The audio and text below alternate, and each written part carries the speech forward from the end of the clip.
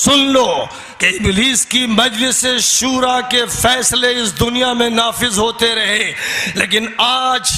Libya کی سرزمین پر، عراق اور سیریا کی سرزمین پر اور دنیا کے مختلف خطوں کی سرزمین پر اللہ کے ایسے غیور و باہمیت بندے اٹھے ہیں جنہوں نے طے کر لیا ہے کہ ابلیس کی مجلس شورا کو برخاست کر کے رہنا ہے، جنہوں نے فیصلہ کر لیا ہے کہ وقت کی سب سے بڑی خطرناک عیار طاقت یعنی اسرائیل کا خاتمہ کر کے رہنا ہے۔ اس لیے پورا منظر نامہ ایک تھرڈ ورلڈ وار کا قائم ہو چکا ہے۔ تھنکرز کہہ رہے ہیں، فلاسفرز کہہ رہے ہیں، تجزیہ کار بول رہے ہیں، حالات پر نگاہ رکھنے والے کہہ رہے ہیں 2 جنگیں یورپ میں ہو گئیں، تیسری جنگ مڈل ایسٹ میں ہونی ہے،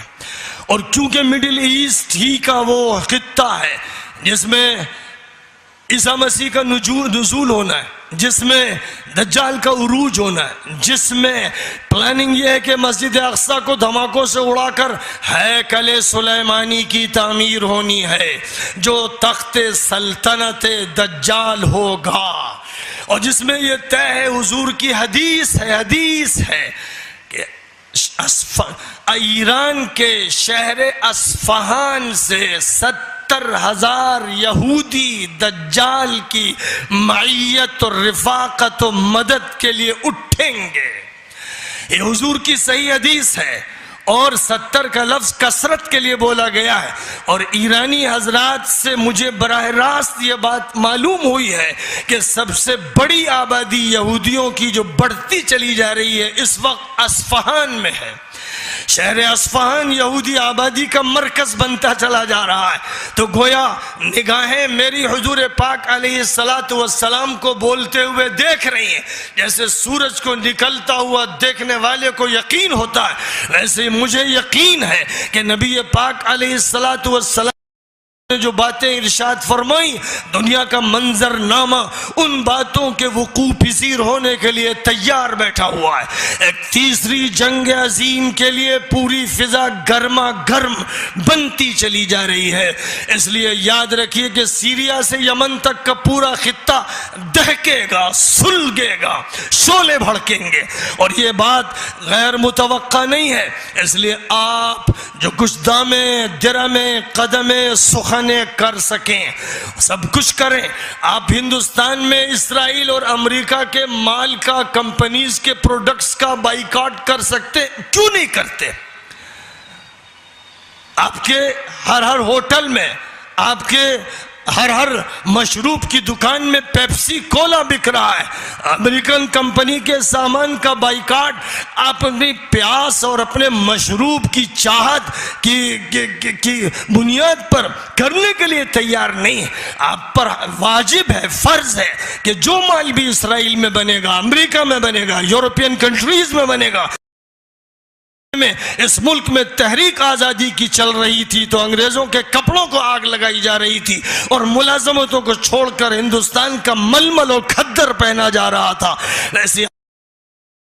اے رامپور کے جیالے اور غیرت مند مسلمانوں، یہاں بیٹھ کے طے کرو کہ الیکٹرانک میڈیا اور پرنٹ میڈیا کا استعمال کر کے دنیا کے اس جادوئی فتنے اور دنیا کی عیاریوں کا قلاقمہ کر دیں گے۔ جو ہمارے ہاتھ میں امکانات ہیں انہیں استعمال کریں گے۔ معاشی طور پر ہم نہ صرف یہ کہ اپنے شہر میں ایسی تمام منتوجات کا بائیکاٹ کریں گے بلکہ پورے ملک میں یہ صدا لگا دیں گے، ہر غیرت مند کو للکاریں گے، ہر باہمیت انسان سے کہیں گے کہ او غیرت مند مسلمان، او غیرت مند انسان، کیا تجھے شرم نہیں آتی کہ اسرائیل جو مظالم کر رہا ہے اور جو اس کے ساتھ ملنے والے ممالک اور عربوں کے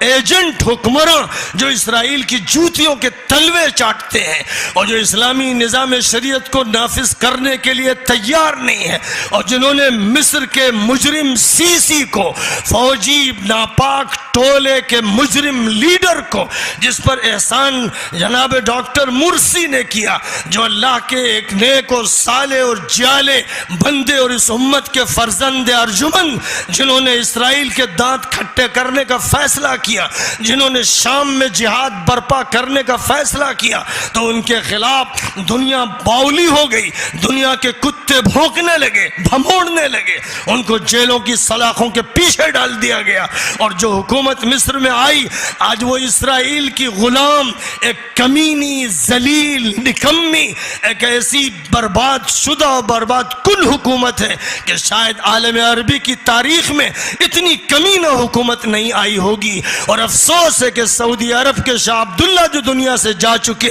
اور ان کے دور کی حکومت نے اس مجرم سیسی کی مدد کی، اور مصر کے مکار مادہ پرس دشمنوں کے ایجنٹ مفتی علی جمعہ نے اس کے حق میں فتوے دیے، اور شیخ الازہر بھی اس کی جوتیاں سیدھی کرتا رہا۔ یہ وہ صورتحال نفاق کی ہے جس نفاق کے پردوں کو کھول دینا ہے، اور جس نفاق کے مجرموں کے جت کو تشتزبام کر دینا ہے، اور ایسے ملاؤں اور ایسے صوفیوں اور ایسے مفتیوں جو سرکار کی جوتیوں میں رہتے ہیں ان کے کپڑے الٹ دینے ہیں، انہیں ننگا کر کے دکھا دینا ہے کہ تم جاتے ہو جہنمیوں کے ساتھ تو جاؤ، ہم ساتھ ہیں اسلامیان عالم کے ساتھ، ہم ملت اسلامیہ کے ساتھ ہیں، ہم رسول عربی کے ساتھ ہیں، ابو بکر و عمر کے ساتھ ہیں، ہم عثمان و علی کے ساتھ ہیں، ہم صحابہ رسول کے ساتھ ہیں، ہم امت کے مجددین و مصلحین کے ساتھ ہیں، ہم وحدت امت کے ساتھ،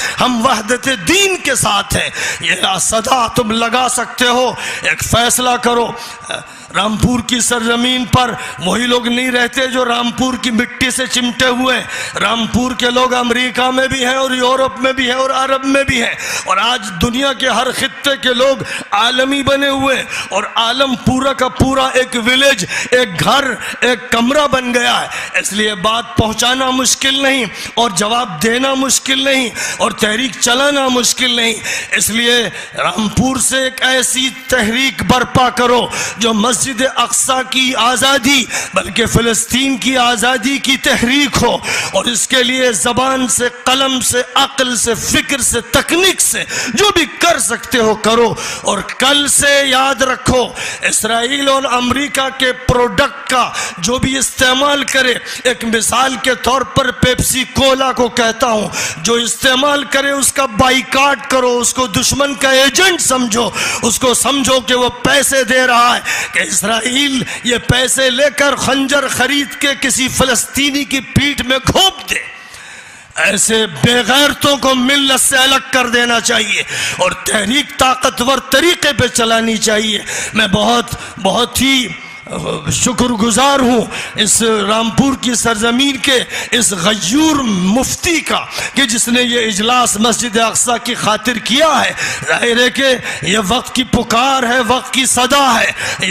یہ احرار اور آزاد انسانوں کی للکار ہے، اور اس کو پہنچنا چاہیے، ہر جگہ پہنچنا چاہیے۔ یہ صدا اسرائیل سے ٹکرائے، یہ صدا القدس پہنچے، یہ صدا دنیا کے ایک ایک ملک میں پہنچے۔ اور یہیں اسی اسٹیج سے میں کہتا ہوں کہ مرسی اور حضرت استاذ قرضاوی اور شیخ مرشد اخوان اور ان کے علاوہ جن کے بارے میں مصر کی ذلیل، کمینہ، ملیج، گندی عدالت کے قاضیوں نے، مجرموں نے، فرعونوں کے ایجنٹوں نے، بچوں نے جو فیصلے کیے ہیں کہ ان کو قتل کر دیا جائے یا سولی پہ چڑھا دیا جائے، ان فیصلوں کو ہم لوگ ٹھکراتے ہیں، ان پر تھوکتے ہیں، اور ہم یہ مان کے چلتے ہیں کہ یہ فرعون کے رذیلوں اور کمینوں کے فیصلے ہیں۔ پوری امت ہندیہ ان فیصلوں کو رونتی ہے، اور پوری امت اسلامیہ دنیا کے ہر ملک میں ان فیصلوں کے خلاف ہے۔ ہو سکتا ہے فرعون کو مہلت ملی، اس نے بے شمار بنی اسرائیل کے بچوں کو مارا، پھر اللہ نے ڈبویا۔ ہو سکتا ہے کہ وہ بھی بہت سے اسلامیوں کو ذبح کر دے۔ کتنے لوگ میدان رابعہ میں مارے گئے، کتنے لوگ میدان محمود میں مارے گئے، 10,000 انسانوں کا قاتل و مجرم سیسی اور ہزار انسانوں کو جیلوں میں ٹھوسنے والا یہ ڈکیت و مجرم آج زندہ کیسے ہے؟ یہ امت نے کیسے برداشت کیا؟ ظاہر ہے کہ امت آج وقت کے ایک فرعون کے مقابلے کے لیے اٹھا چاہتی ہے، اور عالم عربی یا عالم اسلامی کے جو لوگ، خوب سن لیجئے، جو حکومتیں ابھی بھی حکومت مصر کا ساتھ دے رہی ہیں، ان کے ساتھ کھڑی ہیں، وہ مجرم حکومتیں ہیں، وہ ایجنٹ اسرائیل کی ہیں، وہ ایجنٹ ہیں ان ظالم اور باطل طاقتوں کی جو ہمیشہ مسلم دشمن اور اسلام دشمن رہے۔ سیریا ہو یا عراق، جو لوگ حکمرانوں کے ٹولوں اور مجرموں کی مدد کر رہے ہیں، خدا کی قسم مجرم ہیں، یہ حکومتیں مجرم حکومتیں ہیں۔ ہزاروں کو انہوں نے جیلوں میں تباہ کیا، ٹارچر کر کے ان کی جانیں لے لی، اس میں نہ بچوں کو چھوڑا، نہ جوانوں کو، نہ عورتوں کو، نہ بوڑھوں کو۔ یہ سب مجرموں کے کٹہرے میں کھڑے کیے جانے کے قابل اور قابل گردن زدنی ہیں۔ یہی عقیدہ پوری ملت کا ہے، اور پوری ملت کو اس عقیدے پر مضبوطی سے جمنا چاہیے۔ دشمن جس کے مخالف ہیں تم اس کے دوست بن جاؤ، اور دشمن جس کے دوست ہیں تم اس کے دشمن بن جاؤ۔ یہی حق کی پہچان ہے۔ اللہ ہم کو حق کی معرفت عطا فرمائے۔ وآخر دعوانا